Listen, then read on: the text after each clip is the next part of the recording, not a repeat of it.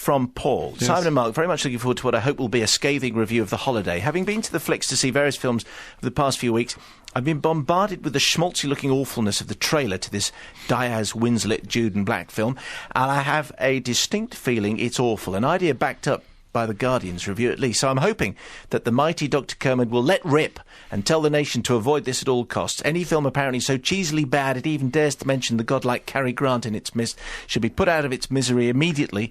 That this film apparently makes out he was from Surrey. Yeah, he's not from Surrey. Makes it so much worse. Merry Christmas, says Paul Johnson. Thank you, Paul. Same to you. What do you make of The Holiday? Well, just for those who haven't seen the trailer, which seems to have been put into constant circulation in every theatre in the country, the story is Kate Winslet is living in England and she is heartbroken, and Cameron Diaz is living in Los Angeles, and Kate Winslet works a very, very little job for the Daily Telegraph, but she appears to earn enough money to live in Narnia, in a cottage sprinkled with fairy dust in that Englandy way.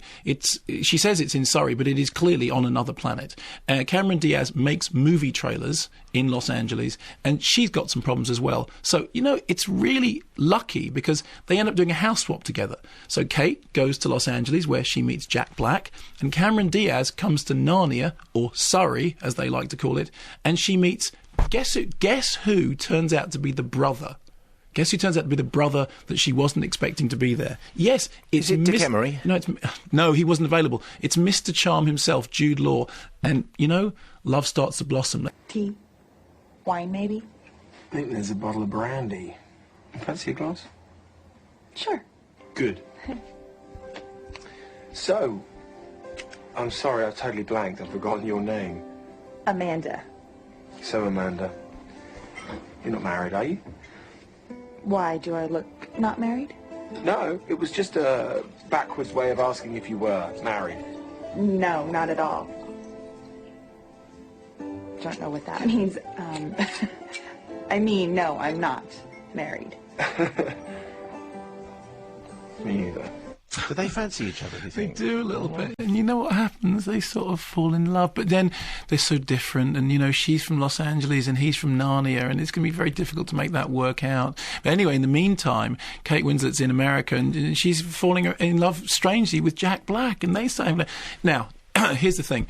Firstly, it's very long. I mean, it's over 2 hours long, and it should really have been at tops, absolute tops, 88 minutes, because then it just would have been vomit-inducingly ghastly. But as it is, it's probably a threat to your bodily health. I mean, it says on the poster 12A contains strong language and moderate sex references, but it doesn't say is likely to make your intestines jump up your throat and strangle your head so that you can stop enduring this absolute ghastly nonsense.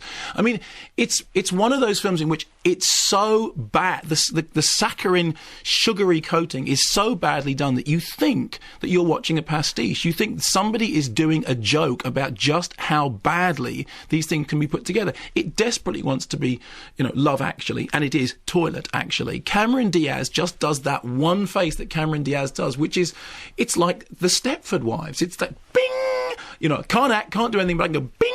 With this kind of smile. Jude Law's entire performance is hair, teeth, smile, smile, smile, hair, teeth, shrug, shrug, hair, teeth, oh, scarf, scarf, cuddly, cuddly, and he has a secret. It's quite good about it, isn't he? But no! So you wish you could do that? Hair, teeth, cuddly, cuddly, scarf routine? No, if it meant that I ended up in Narnia with Cameron Diaz, I'd rather my intestines jumped up and strangled my head. No, I mean, meanwhile, the couple in America, Kate Winslet's always good value, and Kate Winslet does the very best she can. Jack Black is... sort of Jack Black light. And incidentally, if you've seen the trailer, there is a scene in the trailer in which Jack Black leans across Kate Winslet to grab something and accidentally touches her in a way which is inappropriate. The version of it in the trailer is a completely different version of it than the version of it that's in the film. The version of it in the trailer is funnier than the version of it that's in the film. So it's like when they made the trailer, they said, oh, that's the funny take. And then when they got back to looking at it in the editing room, they'd forgotten the meaning of funny. They thought funny meant the thing that makes you stop living. And they put that version in instead. And it's one of those strange things when people talk about in the 1980s, video nasties, cannibal holocaust, cannibal apocalypse, all those sort of things. They said the main problem with these films is they're a danger to society because they make people into bad, violent people. No, they don't. Movies like The Holiday make people into bad, violent people because they're so putrefyingly poor that you sit there feeling your life force ebbing away into the seat. And that's when evil thoughts of destruction start coming in. I mean, it's interesting. After seeing this, I saw Apocalypto, the Mel Gibson film, which is about the end of civilization. And it is 2 hours of absolutely head-banging violence. And I watched the whole thing with the biggest smile on my face, thinking, why don't some of those people rush over to Narnia and sort out the cast of The Holiday? It's really grotesque. And the most grotesque thing about it is that whilst Kate's in America, she meets up with this old codger who's a great Hollywood screenwriter who keeps telling her all about how the golden age of Hollywood is gone and we don't know how to write movies anymore, and nobody knows how to do great scripts anymore. You think, now hang on, this has to be a joke. This has to be a joke about how terribly mind-numbingly awful this film is, but it's not. It's the movie saying, all those great comedies, those great romantic comedies, well, we are keeping that tradition alive, rather than we are digging a hole and burying the history of cinema heritage so far down into the centre of the earth that it will never escape from it again. And the worst thing about it is that it's being sold as a chick flick, which to me is almost the most offensive thing about it. It's like saying, hey, girls, you're really dumb, so you'll love this film. Because the only people that could love The Holidays is not to do with gender. That's absolutely rubbish. I love romantic films. I love romantic comedies. I'm a big Richard Curtis fan. Didn't like Love Actually very much, but in comparison with this, Love Actually is like Ben-Hur. I mean, it's just so poor, and it's such an awful excuse for a rom-com.